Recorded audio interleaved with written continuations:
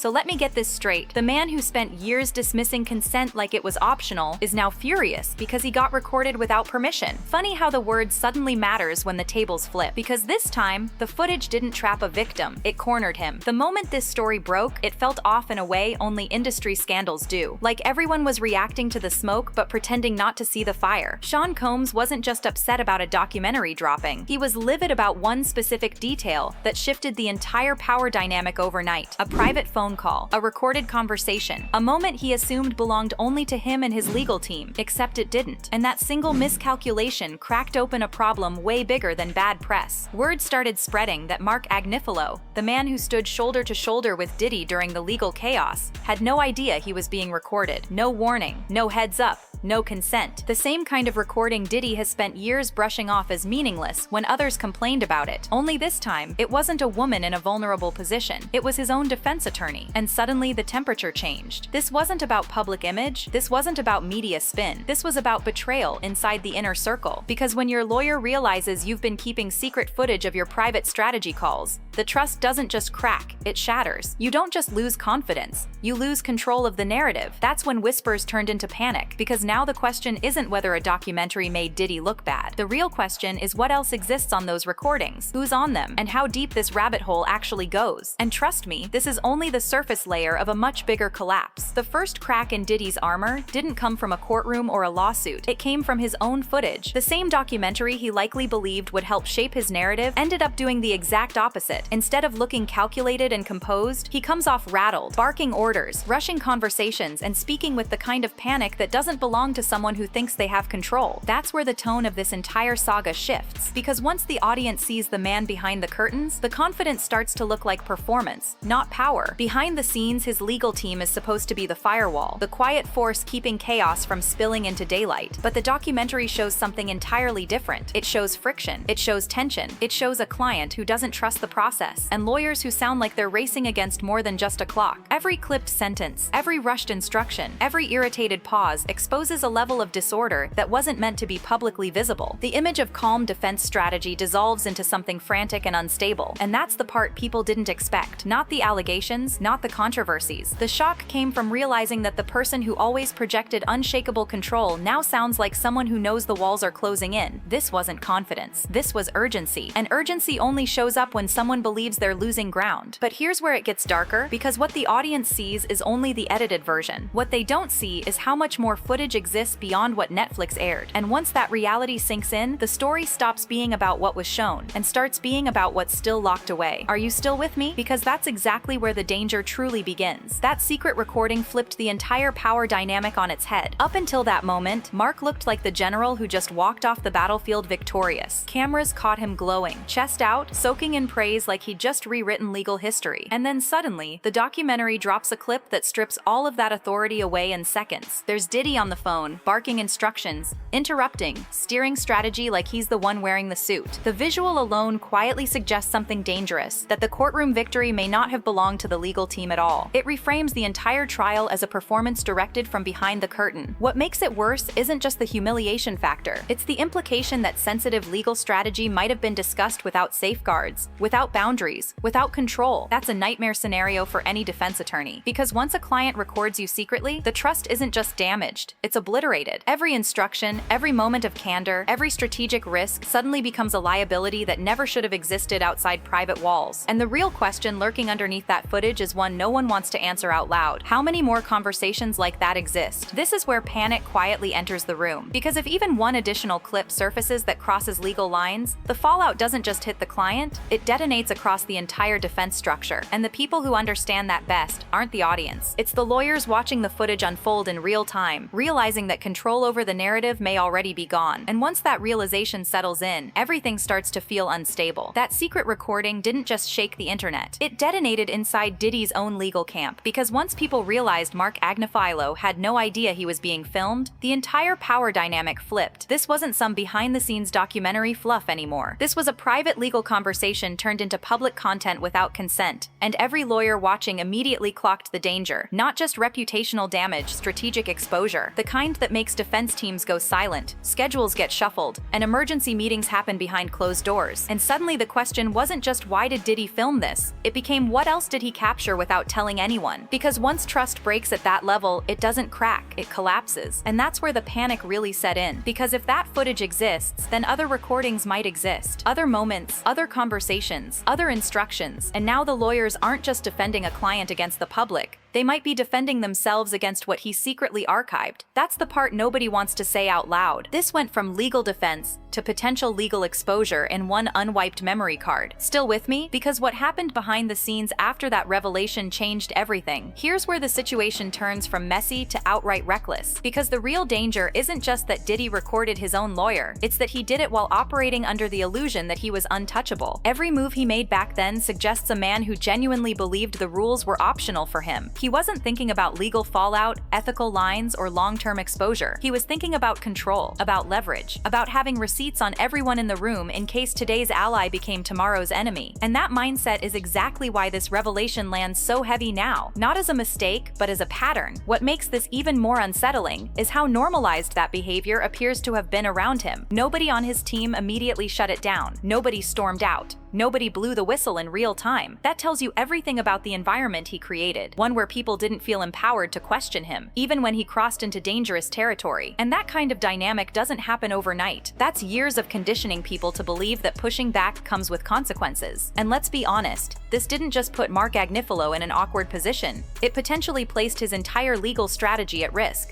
Recording someone without their knowledge doesn't just damage trust, it destabilizes everything built on that trust. Once that line is crossed, every conversation becomes suspect, every instruction becomes questionable, every defense becomes vulnerable. And now, instead of focusing solely on the case, the lawyers are forced to look over their shoulders and ask a new question they never should have had to ask in the first place. How much of this was documented without our knowledge? And that's the quiet panic creeping through the legal camp right now. Because what nobody can confirm is whether this was a one-time move or a long-running habit. If it happened once, it likely happened more than once. And if it happened more than once, then the scope of what exists behind the scenes suddenly becomes a lot bigger and a lot more dangerous. But this still isn't the most alarming part, because the next layer of this story forces us to confront what happens when ego outruns judgment inside the walls of high-stakes defense. And once that happens, the damage doesn't stay private for long. Stay with me, because the next section is where the legal implications stop being theoretical and start getting very real. This is where the story stops being about one recording and starts being about control. Because taping your own lawyer without their knowledge isn't just messy, it's reckless in a way that only someone drunk on power would attempt. It signals a mindset that sees everyone as a tool, even the people hired to protect you. The same instinct that made him micromanage his public image is the same instinct that decided documentation was more important than trust. That's not strategy, that's obsession with dominance. And here's the part people gloss over. A client secretly recording a private legal conversation doesn't just break etiquette, it shatters the entire foundation of how defense work is supposed to function. Lawyers operate on the assumption that what's discussed stays sealed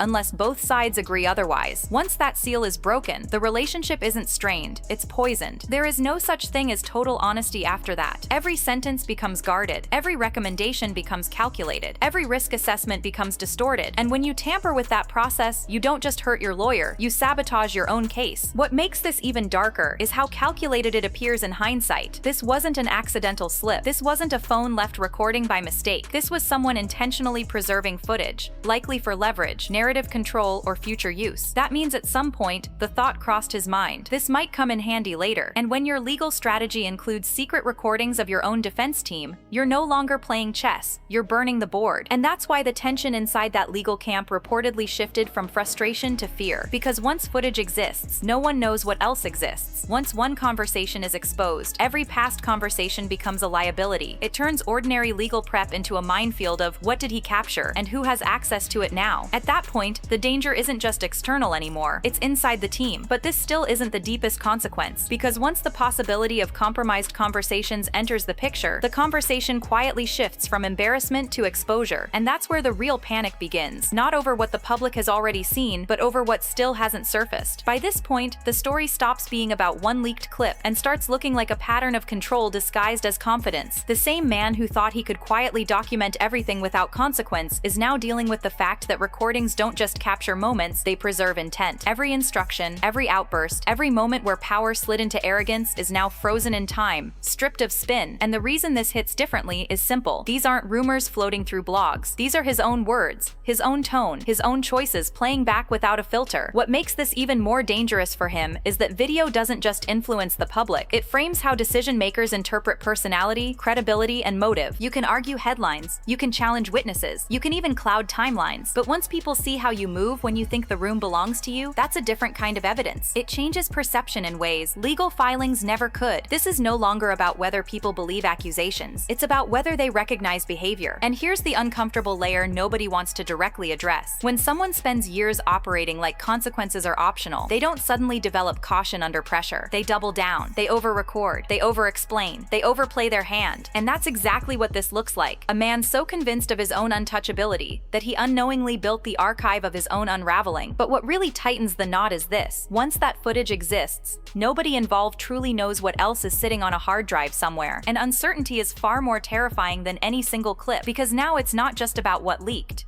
It's about what could leak next. And that quiet panic, that's what's driving everything behind the scenes right now. What really rattles the room now isn't just that the call was recorded, it's the realization that this might not be the only conversation sitting in some hidden archive. One call slipping into a documentary is already a disaster. But the idea that other footage could exist, that's the kind of possibility that keeps legal teams awake at night staring at ceilings. Because once you introduce recorded strategy into a case, the conversation shifts from embarrassment to exposure. And exposure doesn't care how expensive your attorneys are. This is where the silence from Diddy's side becomes louder than any press statement. There's no confident denial, no aggressive counterpush, just legal distance and carefully chosen wording. That alone tells you this isn't simple damage control, it's containment. Because if more recordings surface, the story doesn't stay in the realm of optics. It creeps toward motivations, instructions, influence. And once that door opens, closing it isn't a matter of PR, it becomes a matter of survival. And here's the part nobody wants to wrestle with out loud. If Diddy felt comfortable recording his own defense team without their awareness, what does that say about how much he trusted them, or didn't? That kind of move isn't paranoia, it's control. It's the mindset of someone who wants leverage in every direction, not just over opponents, over allies too. And once you start viewing the situation through that lens, a lot of prior behavior suddenly clicks into place. This is why the tension feels different now.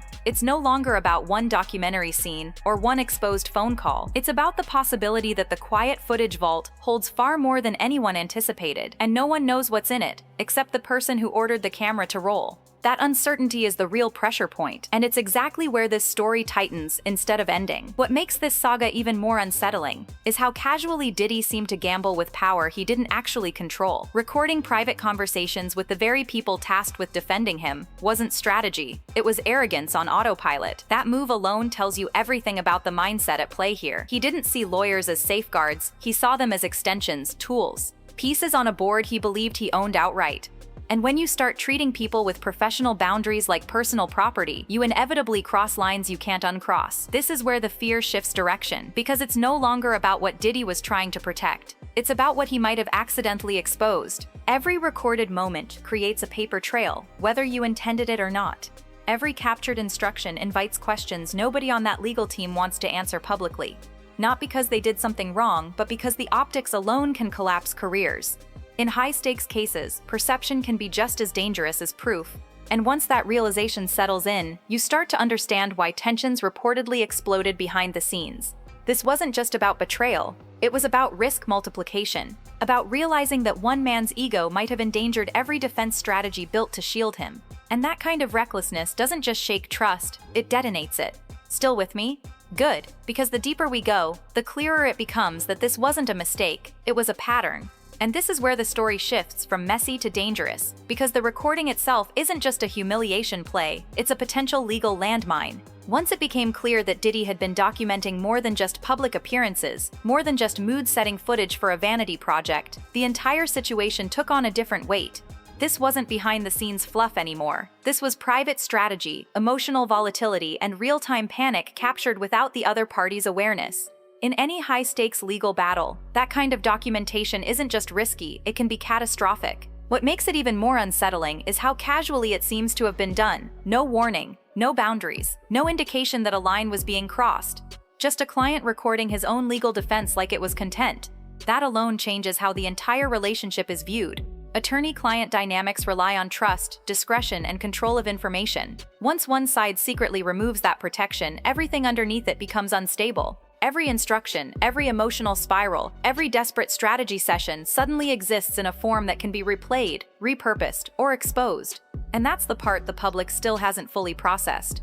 This wasn't just one stray clip. There's growing tension around how much was filmed, where the rest of it is stored, and who might eventually gain access to it. Because if one moment made it into a documentary, logic says there's more that didn't. And if more exists, the implications stretch beyond embarrassment. They stretch into leverage. This is why the tone shifted so dramatically after the documentary dropped.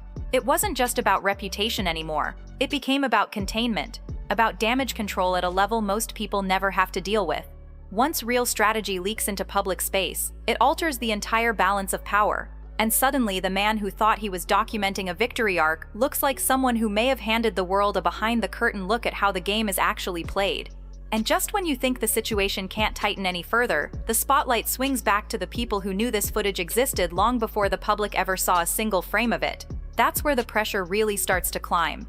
The deeper issue nobody wants to say out loud is this: once that camera was rolling, everything changed. Not just for Diddy, but for every person tied to that legal circle. Because now there's a permanent record of power dynamics that were never meant to be seen outside closed doors. A record that quietly rewrites who was in control, who followed orders, and who might have been far more exposed than they ever realized. And that's why this isn't just about betrayal anymore. It's about who suddenly understands the full scope of what might exist on those tapes. What makes this moment especially tense is the silence coming from the legal side now. No fiery denials, no aggressive shutdowns, just cautious distance. That kind of quiet doesn't come from confidence, it comes from calculation. Everyone is thinking the same thing without saying it. How much was actually captured, and where does it end? Because one clip in a documentary is never the full archive, it's the preview. And previews are designed to suggest there's much more sitting in the vault. And here's the transition nobody is ready for. Because the panic you're seeing isn't coming from what the public already knows. It's coming from what hasn't surfaced yet. The real anxiety isn't about embarrassment, it's about exposure at scale. Because once trust collapses inside a legal team, it never collapses quietly. It fractures slowly, leaks strategically, and reshapes everything downstream. Stay with me, because the next layer of this story isn't about what was filmed. It's about what happens when control over the footage no longer belongs to the person who ordered it. And this is where the entire story circles back on itself in the most poetic way possible. Diddy didn't just miscalculate a legal strategy, he misjudged his own sense of control. He believed he could document everything, command every narrative, manage every outcome, and still walk away untouched. That kind of confidence doesn't come from innocence. It comes from years of getting away with things without consequence. The cameras weren't supposed to be evidence, they were supposed to be trophies. And now, instead of preserving a legacy, they're quietly dismantling it frame by frame.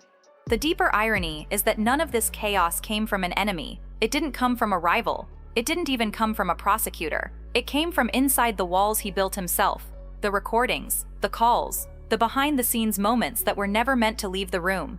This isn't a case of someone being exposed by outsiders. This is a case of someone exposing their own playbook and not realizing the audience had stopped applauding a long time ago. And as the legal pressure tightens and former allies grow silent, the pattern is impossible to ignore. Control was always the game. Control over people, control over stories, control over outcomes. But the moment control slips, everything else follows. The image, the power, the protection. What we're watching now isn't just fallout, it's collapse in slow motion. So the question isn't whether this changes the trajectory of the case. That's already in motion. The real question is whether this finally forces accountability in spaces that have avoided it for decades. Because once the illusion of untouchable power breaks, it doesn't quietly reassemble, it shatters. If you're still locked in, make sure you subscribe to Fame Insight right now. We're on the road to 10,000, and every story you don't hear anywhere else drops right here. Like the video, leave your thoughts in the comments, and stay close, because what's coming next goes even deeper than this. Fame Insight, where the whispers get loud.